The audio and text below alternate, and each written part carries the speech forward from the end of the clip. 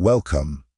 Before we step into one of the darkest and most disturbing household stories of 19th century America, tell me where you're watching from right now. Tonight's story takes us to Utah in 1863, inside the Lafferty household, a family bound not by love, but by secrecy, control, and obsessions so dark they poisoned everything they touched. This is not folklore or rumor. It's a story pieced together from journals, testimonies, and long, buried records that took serious effort to uncover. If you value true historical mysteries and the work it takes to bring them to light, make sure you subscribe before we begin, because stories like this were meant to stay hidden. The formation of the Lafferty household in 1863 did not happen suddenly. It was the result of years of quiet isolation, rigid belief, and a deep mistrust of the outside world. Utah at that time, a place still carving its identity out of harsh land and harsher rules, where families often lived far apart, bound tightly by faith, survival, and obedience. The Lafferty family settled on the outskirts of a small, growing community, choosing distance over connection, privacy over fellowship. From the beginning, their home was not built to welcome others. It was built to contain something, to preserve a way of life that resisted change at all costs. The head of the household ruled with an unyielding sense of authority. Decisions were not discussed. They were delivered.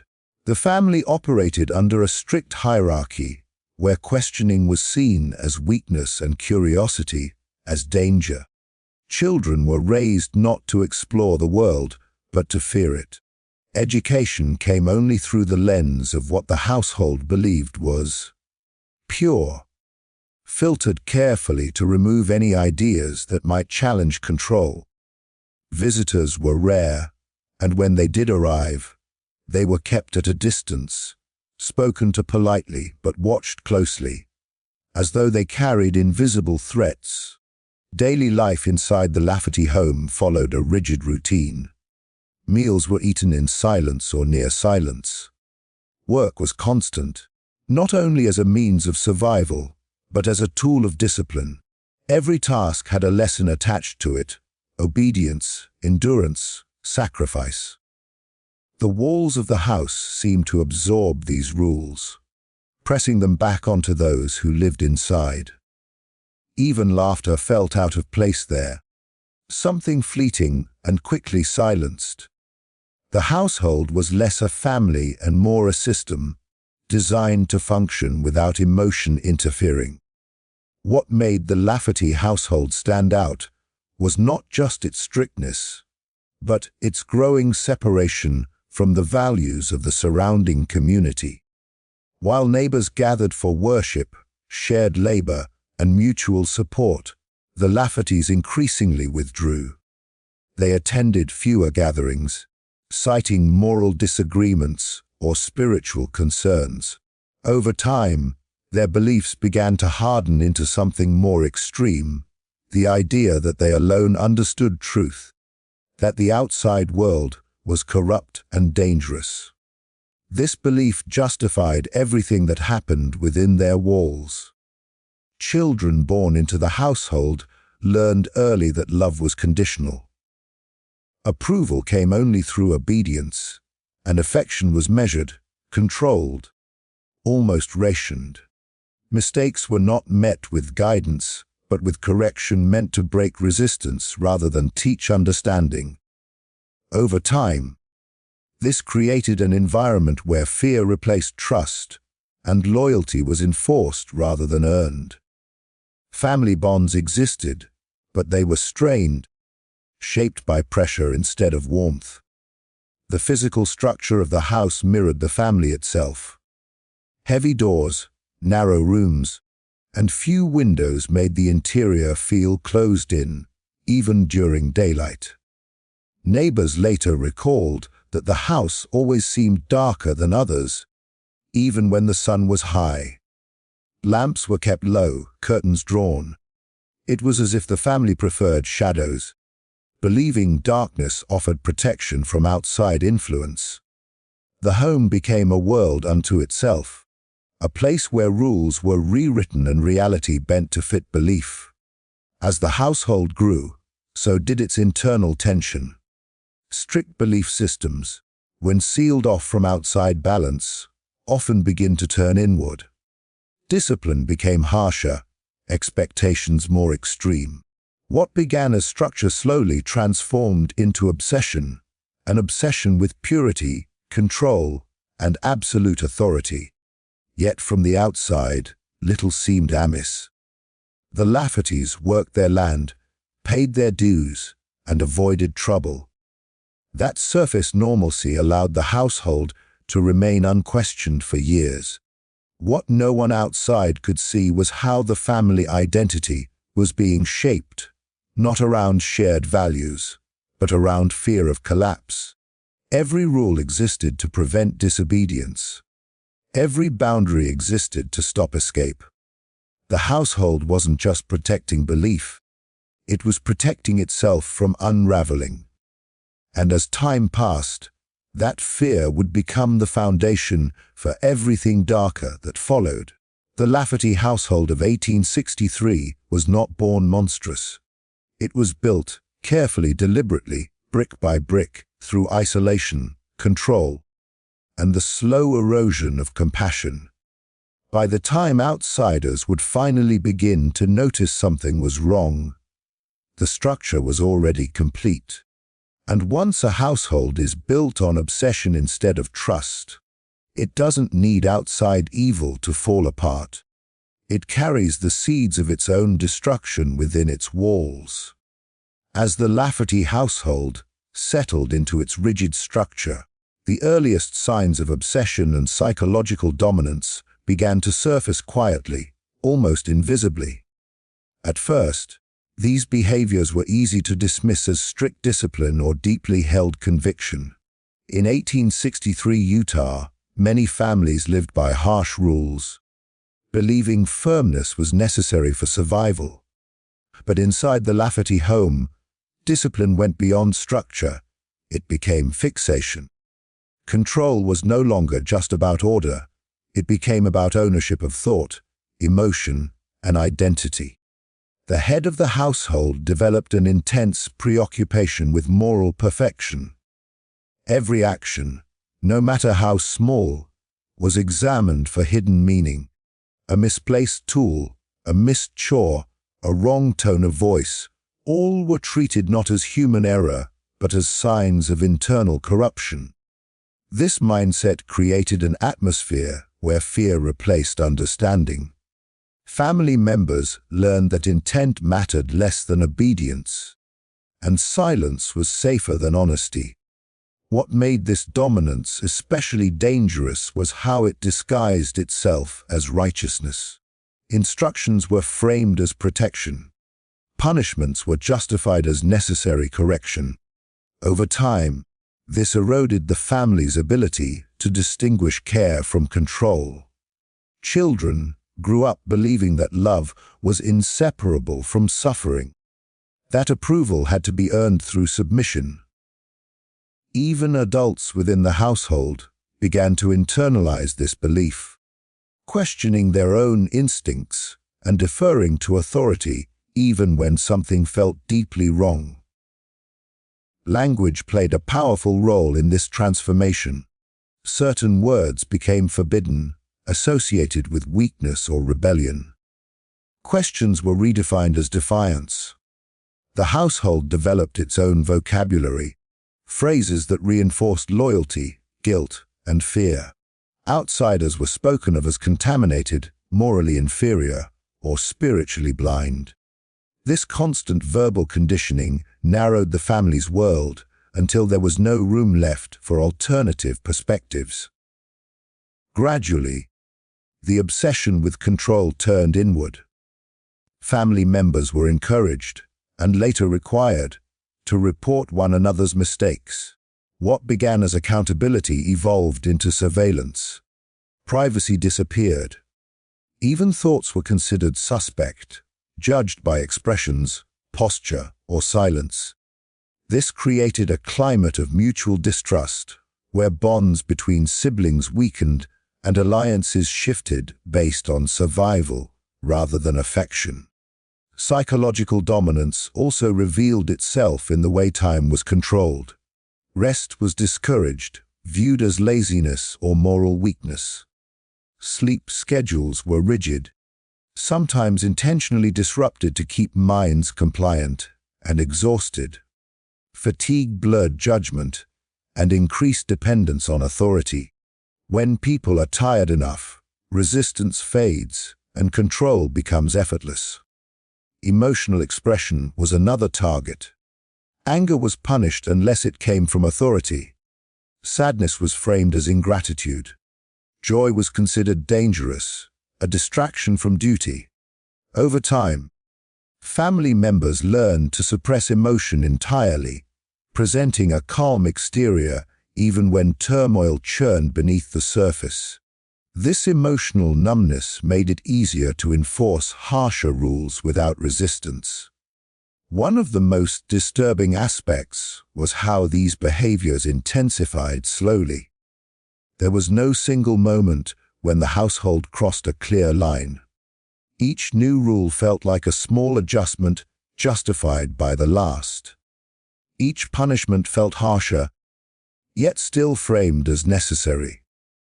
By the time fear became the household's foundation, no one inside could remember what normal felt like. Neighbors later recalled that the family's demeanor had changed. Their eyes seemed guarded, their speech rehearsed. Children avoided play, adults avoided conversation. Yet no bruises were visible, no obvious signs of abuse. Psychological dominance leaves fewer marks, but it cuts deeper. It reshapes identity, replacing selfhood with obedience. What truly marked the shift from strict belief to obsession was the refusal to allow contradiction. When confronted with evidence that their methods caused harm, the authority within the household did not reflect, it doubled down. Any sign of distress was interpreted as proof that control needed to be tighter, not looser. This feedback loop ensured escalation. Obsession fed on itself. By the time outsiders began to sense something was wrong, the damage was already embedded. The household functioned like a closed system, resistant to intervention. Those inside no longer trusted their own perceptions enough to seek help. Psychological dominance had succeeded in its most dangerous goal, making control invisible to those living under it. This phase marked the true turning point for the Lafferty family. What began as rigid structure had evolved into a belief system obsessed with dominance and purity at any cost. And once obsession replaces compassion, the path forward narrows dangerously. The household was no longer just strict, it was primed. What followed would not come from sudden madness, but from years of carefully cultivated control finally demanding an outcome. Inside the Lafferty household, belief was not simply a set of ideas. It was the air everyone breathed. It shaped how each day began and ended, how people spoke, how they moved, even how they thought. Fear and secrecy were woven into that belief so tightly that separating them became impossible. What the family believed was presented as absolute truth, not open to interpretation or discussion. Questioning was treated as moral failure, and uncertainty was seen as an invitation for corruption to enter the home. Over time, this transformed daily life into a careful performance, where every action was measured against an invisible standard that could never truly be met. Mornings began with rigid rituals meant to reinforce obedience and unity. These routines were not comforting, they were corrective. Silence was encouraged, reflection was guided, and personal thoughts were discouraged unless they aligned perfectly with the household's doctrine. Fear was subtle but constant. Not the fear of physical punishment alone, but the deeper fear of being exposed as impure, disloyal, or spiritually weak. This fear kept everyone alert, cautious, and compliant. Secrecy played an equally powerful role. The household operated under the belief that the outside world was dangerous, morally infected, and hostile to their way of life. As a result, information flowed in only one direction, inward.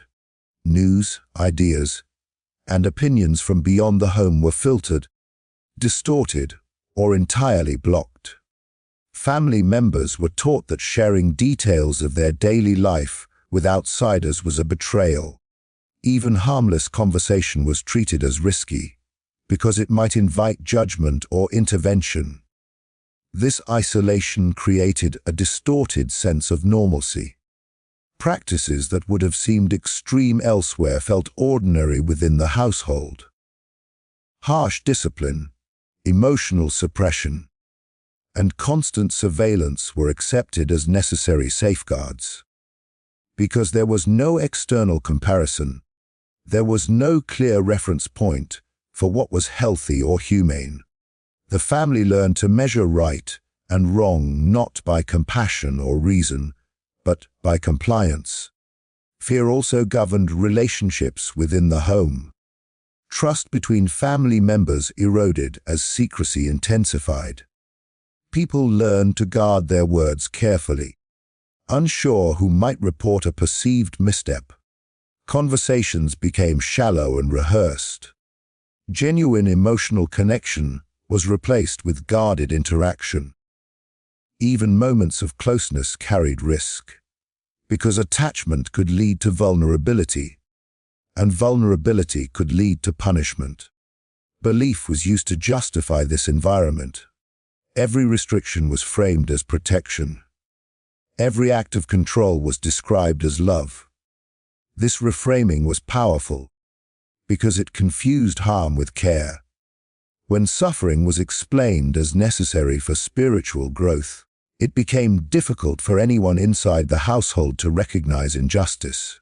Pain was normalized. Endurance was praised. Silence became a virtue. Children were especially shaped by this system. From an early age, they learned that safety came from obedience, not honesty. They learned to hide confusion, suppress fear, and mimic certainty. Curiosity, a natural part of childhood, was discouraged or punished. Over time, imagination narrowed, replaced by rigid thinking and emotional restraint. The children grew into adults who struggled to trust their own instincts, relying instead on imposed belief to guide them. Secrecy extended beyond behavior into memory. Certain events were never discussed again once they passed. Conflicts disappeared without resolution. Emotional wounds were buried rather than healed. This created a household where the past was fragmented, incomplete, and selectively remembered. Silence filled the gaps, and silence carried its own weight. What was not spoken became just as powerful as what was enforced. Fear also ensured escalation. When belief systems are built on the idea that purity must be defended at all costs, any perceived threat demands response. Minor deviations were treated as warnings. Warnings justified stricter rules. Stricter rules increased fear. Fear then reinforced belief. This cycle tightened daily life further and further, leaving little room for empathy or flexibility. To outsiders, the Lafferty family appeared reserved, perhaps overly devout, but not openly alarming. Their secrecy protected them. Because they revealed so little, there was little to challenge. And because fear kept them controlled, there were few outward signs of rebellion or breakdown. But inside, pressure was building quietly, relentlessly. Daily life under such conditions becomes unsustainable. When belief demands perfection, fear enforces compliance, and secrecy prevents release, something eventually breaks. People either escape, collapse, or transform that pressure into action. In the Lafferty household, belief, fear, and secrecy did not merely shape daily routines, they shaped destiny. They created an environment where extreme outcomes were not only possible, but inevitable. This phase of the household's history explains how darkness can grow without chaos, how obsession can feel orderly, and how harm can hide behind conviction. Long before anything openly shocking occurred, the foundation was already laid. The danger wasn't sudden, it was routine. And when belief becomes a cage, fear the lock, and secrecy the walls, the household itself becomes a trap with no easy way out. As time passed, the behaviors inside the Lafferty household did not remain contained within rigid routines and silent belief. They began to escalate, slowly crossing lines that most families would never approach, let alone accept. What once felt like discipline hardened into extremism. What was once framed as moral guidance became justification for actions that violated basic human boundaries. Yet because this escalation happened gradually, those inside the household barely recognized how far they had gone. The first boundary crossed was autonomy. Individual choice, already limited, was nearly erased. Decisions about daily life, when to sleep, when to speak, how to think, were no longer personal matters. Authority dictated everything, down to emotions and reactions. Family members were expected not only to obey, but to agree. Any sign of hesitation was treated as internal corruption rather than natural doubt. This blurred the line between belief and coercion. Next came the reshaping of identity. Family members were encouraged to abandon their sense of self in favor of a collective identity defined by the household's doctrine. Personal desires were labeled selfish. Individual memories were questioned or rewritten to fit approved narratives. Over time, people began to distrust their own recollections and instincts, relying instead on what they were told was true. This psychological erosion made it easier to push boundaries further without resistance. As control tightened, punishments became more symbolic and humiliating rather than corrective. The goal was no longer to teach, but to break resistance and reinforce dominance. Shame was used as a tool, not openly, but through silence, isolation, and ritualized correction. Being singled out did not require physical force. Emotional pressure and fear of exclusion were enough. The household learned that survival depended on conformity. Moral boundaries also shifted. Actions that would have been considered unthinkable outside the home were reframed as necessary tests of loyalty and faith. Ethical questions were dismissed as weakness. Compassion toward perceived disobedience was condemned as enabling corruption. Over time, empathy itself became suspect. When empathy fades, cruelty does not always announce itself. It often enters quietly, disguised as duty. The most dangerous shift occurred when obsession replaced accountability. Authority figures within the household no longer questioned their own actions. Any outcome, harm, suffering, emotional collapse, was interpreted as proof that the rules were correct, not flawed. If someone broke under pressure, it meant the pressure had not been strong enough. This logic ensured escalation without reflection. Isolation intensified this process. Without outside voices to challenge their worldview, the household became an echo chamber. Ideas fed into themselves, growing more extreme with each repetition. Fear of exposure reinforced secrecy, and secrecy allowed behavior to drift further from social and moral norms. The household no longer measured itself against the world. It measured the world against itself. Family relationships deteriorated under this weight. Bonds that once offered comfort became transactional, based on loyalty and obedience rather than care. Trust vanished. Love was conditional.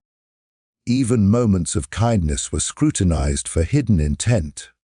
In such an environment, genuine connection became dangerous. Because attachment could lead to questioning, and questioning could lead to punishment. Outsiders occasionally sensed that something was wrong.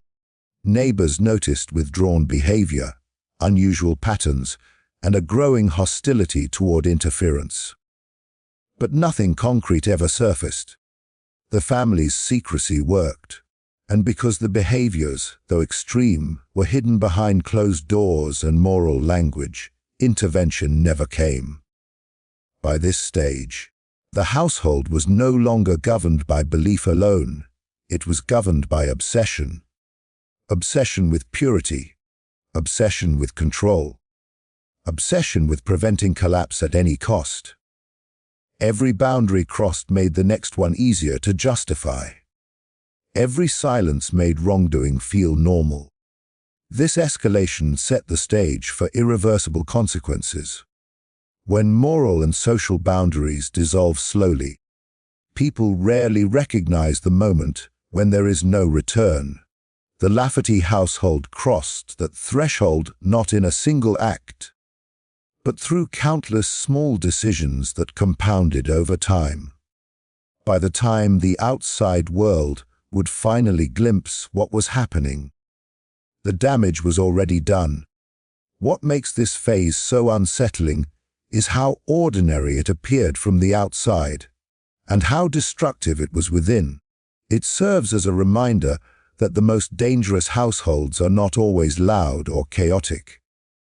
Sometimes they are quiet, orderly, and convinced of their own righteousness, even as they cross lines that can never be uncrossed. As the Lafferty household's internal world grew more extreme, it became increasingly difficult for those outside the home to ignore the subtle signs that something was wrong. Neighbors didn't witness open violence or public outbursts. Instead, what unsettled them was the quiet strangeness that clung to the family like a shadow. Conversations ended abruptly when outsiders approached. Children avoided eye contact and spoke only when spoken to. Adults responded with rehearsed politeness that felt practiced rather than natural.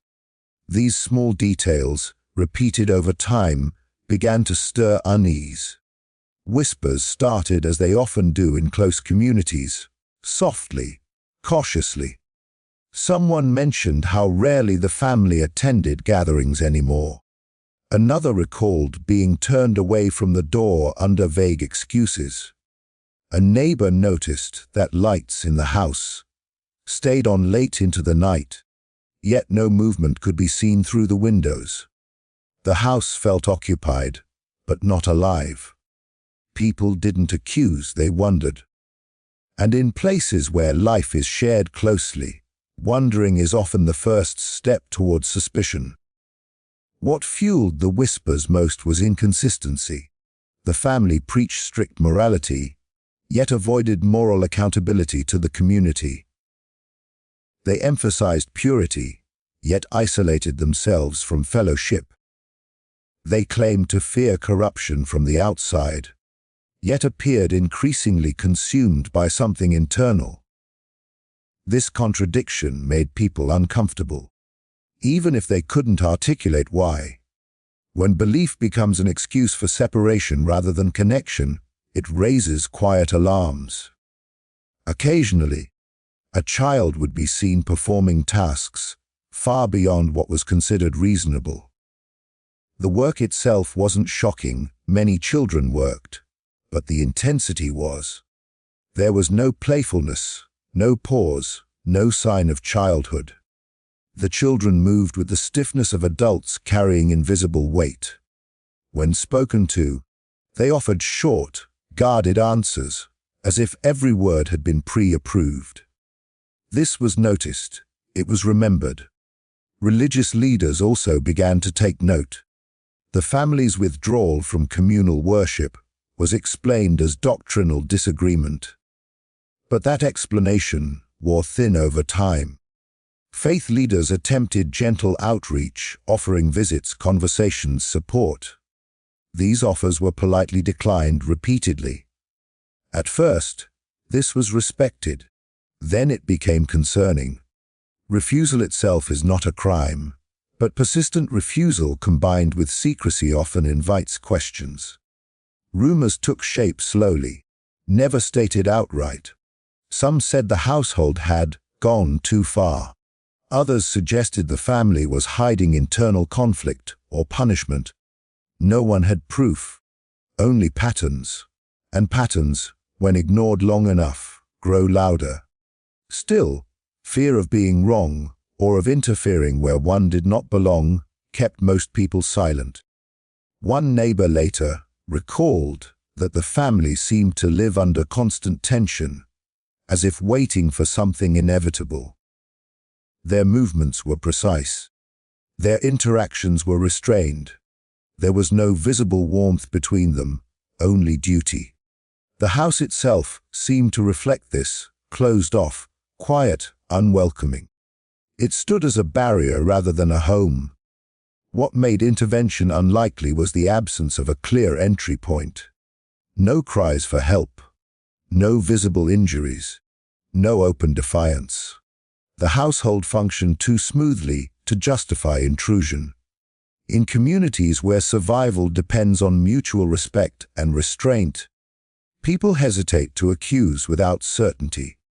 The Lafferty's secrecy protected them, even as it isolated them. As suspicion grew, so did distance.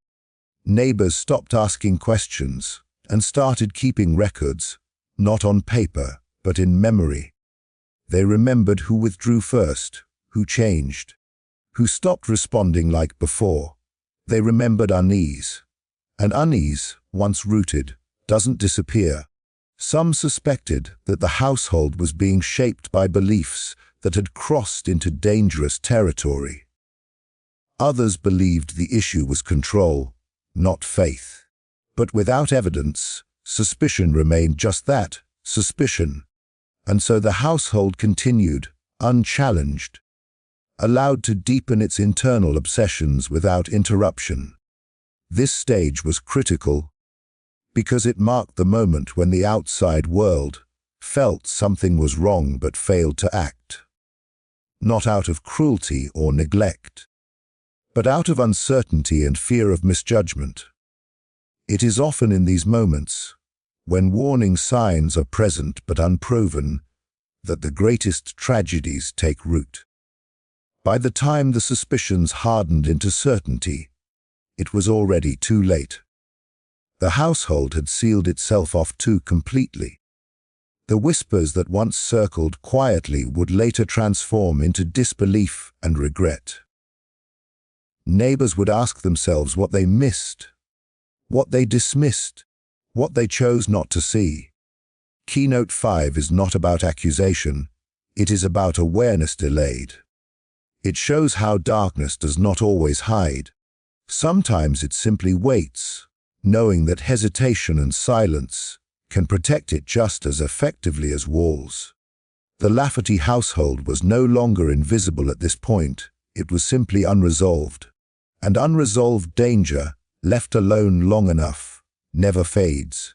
It only grows. The moment the Lafferty household's dark obsessions could no longer remain hidden did not arrive with a single dramatic act. It came as a fracture, slow at first, then sudden, when the internal world they had built collided with reality in a way that could no longer be explained, excused, or contained. What had been whispers turned into certainty. What had been suspicion hardened into alarm. And what had been private control spilled outward, demanding attention. It began when routine broke. The household, once rigidly predictable, slipped into visible disorder. Neighbors noticed irregular movements at odd hours, hurried conversations that stopped mid-sentence, and an unmistakable tension that hung in the air. Something had shifted. The carefully maintained silence was no longer calm. It was panicked. Even those who had avoided involvement sensed that whatever was happening inside the home had reached a dangerous threshold. One incident, described later in fragmented recollections, marked the turning point. A family member was seen outside the home in visible distress, not loud, not openly pleading, but shaken in a way that could not be hidden. This alone would have been enough to raise concern, but what followed made it impossible to ignore. Attempts to bring the person back inside were abrupt, forceful, and exposed a level of internal control that shocked witnesses. The performance of normalcy cracked in public view. Word traveled quickly after that. Community leaders, who had once hesitated now felt obligated to act. Conversations that had lingered in private suddenly moved into open discussion. The same behaviors that once seemed merely strange were re-evaluated through a new lens. Isolation was no longer seen as preference. Discipline was no longer seen as strict belief. It was seen as something else, something unsafe. When outside figures finally attempted to intervene, the response from within the household was telling. Cooperation was replaced by defensiveness. Explanations became inconsistent. Authority figures contradicted themselves, clinging to justification rather than clarity. The calm certainty they once projected was gone, replaced by agitation and urgency. This reaction alone confirmed what many had feared: control was slipping, and those who depended on it were desperate to hold it together. Inside the home, the consequences were already unfolding. Years of suppressed doubt, fear, and obedience had reached a breaking point. Family members who had learned to survive through silence found themselves unable to maintain it any longer. The psychological pressure that had once enforced compliance now produced instability. Emotional collapse, once hidden, became unavoidable. The most unsettling realization for those outside was not just that harm had occurred, but that it had been normalized. What shocked observers most was how calmly certain behaviors were described, how casually suffering was rationalized. The language used revealed a worldview entirely detached from shared moral ground. This was no longer a family guided by belief. It was a system built to preserve power at any cost. Authorities struggled to understand what they were seeing, because the damage was not always physical or immediate. It was layered, psychological, and deeply ingrained. There were no simple explanations, no single villain, no clear moment where everything went wrong.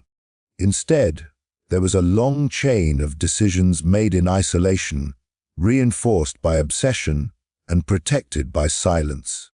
As scrutiny increased, the household's narrative collapsed. Stories conflicted. Timelines didn't align. The same events were described differently depending on who spoke. This fragmentation revealed how deeply reality itself had been distorted within the family. Truth had become flexible, shaped to protect authority rather than reflect events. For the community, this moment was sobering. Many realized they had sensed danger long before it became visible, but lacked the certainty or courage to intervene. The question was no longer what happened, but how it was allowed to happen for so long. That question would linger long after the immediate crisis passed. The exposure did not bring relief, it brought reckoning. Relationships were re-examined. Trust was broken. Faith in shared values was shaken. People were forced to confront the uncomfortable truth that darkness can exist quietly, wrapped in structure, discipline, and moral language. It does not always announce itself with chaos. Sometimes it arrives dressed as order. For those who lived inside the household, the moment of exposure was both terrifying and irreversible. The world they had been taught to fear was now looking directly at them. Some felt relief.